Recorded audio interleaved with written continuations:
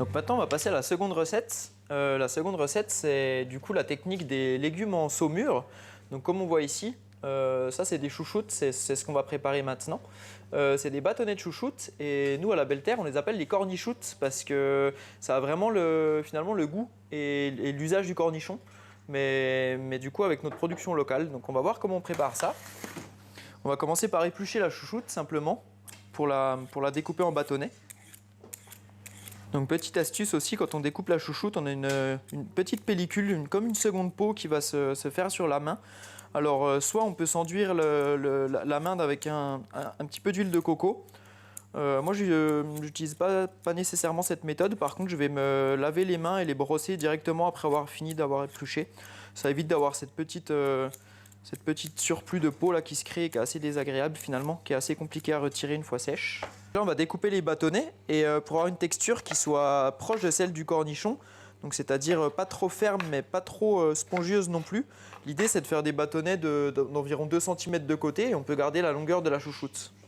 Donc là, on va maintenant préparer la saumure dans laquelle vont être immergés nos bâtonnets. Et pour ça, on va utiliser un dosage qui va être à 30 g de sel par litre. Donc là, on ne va pas avoir besoin d'1 litre pour faire notre bocal. Donc on va peser un demi-litre et on y mettra 15 g. Notre saumure sera prête une fois que le sel sera entièrement dissous à l'intérieur. Donc là, inutile de trop compacter puisque les légumes seront immergés et seront nécessairement en fait en milieu anaérobie. Donc il suffit de positionner nos bâtonnets de chouchoute à la verticale. C'est aussi à ce moment-là qu'on peut rajouter des petits aromates. N'hésitez pas à faire vos propres tests avec des graines, avec des feuilles aromatiques du jardin. Ça peut être du caloupilé, du thym martiniquais, ce qui pousse chez vous ou chez votre voisin. Hop, un dernier morceau ici. D'accord, donc là on a rempli de bâtonnets de chouchoute. On va pouvoir maintenant verser notre saumure. Hop, un petit peu trop. Donc là on voit que nos bâtonnets sont bien immergés à l'intérieur. Alors si ça a tendance à ressortir, n'hésitez pas à essayer de les caler un petit peu. Il faut éviter que les légumes ne ressortent finalement de l'eau. Et dans ce cas-là on peut compenser un petit peu si besoin. Et là c'est parfait. Donc à partir de maintenant, il va falloir attendre 3 semaines avant de pouvoir consommer les préparations. Car 3 semaines c'est le temps du procédé en fait de lactofermentation, le temps que les bonnes bactéries finalement qui vont coloniser nos aliments assainissent tout le bocal. Donc surtout il faut veiller à ne pas l'ouvrir et à ne pas le consommer avant cette date, car ensuite il y a des risques de pathogènes.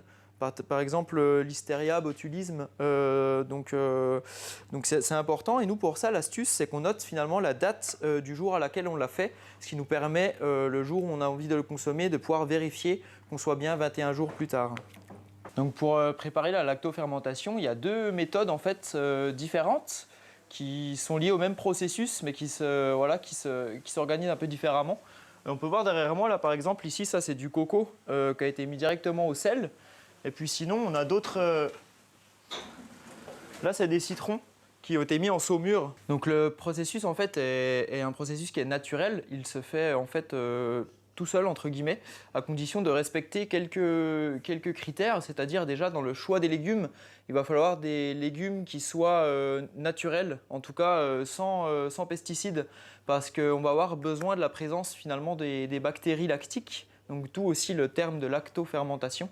Et ces bactéries, elles vivent dans le sol et sur la peau des légumes. Mais si les légumes ont été traités par des pesticides, par exemple en culture conventionnelle, et on n'aura pas finalement la présence de ces bactéries. Donc le processus ne pourra pas se réaliser. Et le deuxième critère, ça va être la qualité de la saumure. Donc la saumure, finalement, c'est le mélange de sel et d'eau.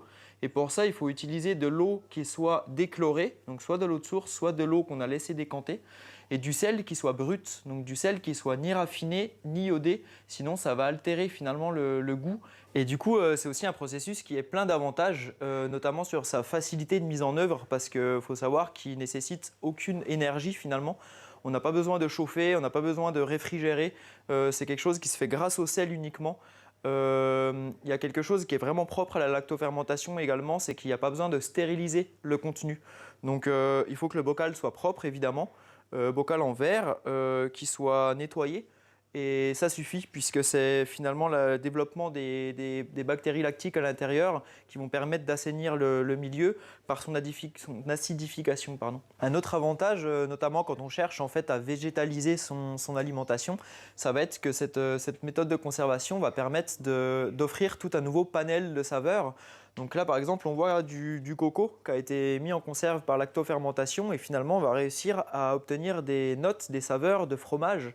Donc lorsqu'on cherche un petit peu à réduire son impact écologique, notamment par la diminution des produits animaux, eh bien, ça peut être une excellente alternative locale et assez simple à faire soi-même.